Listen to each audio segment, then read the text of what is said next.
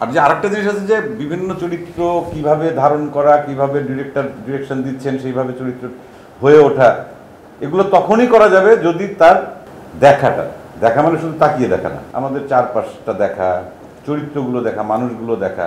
কারণ আমাকে তো কোনো না কোনো মানুষের চরিত্রে অভিনয় করতে হয়, তার হয়তো নিজস্ব একটা পেশা আছে। যে অভিনেতা অভিনেত্রীর অবজারভেশন যত বেশি, সে অভিনেতা বা অভিনেত্রী হিসেবে তত বেশি দূর যেতে পারে।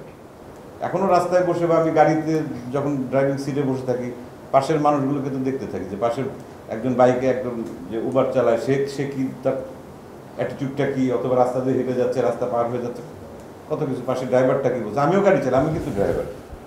আবার পাশের অন্য গাড়িদের ড্রাইভারের তো দেখি, সিএনজি ড্রাইভার দেখি, রিক্সাওয়ালা দেখি, অমুক দেখি, তো কিন্তু প্রত্যেকটা চরিত্র কিন্তু আলাদা।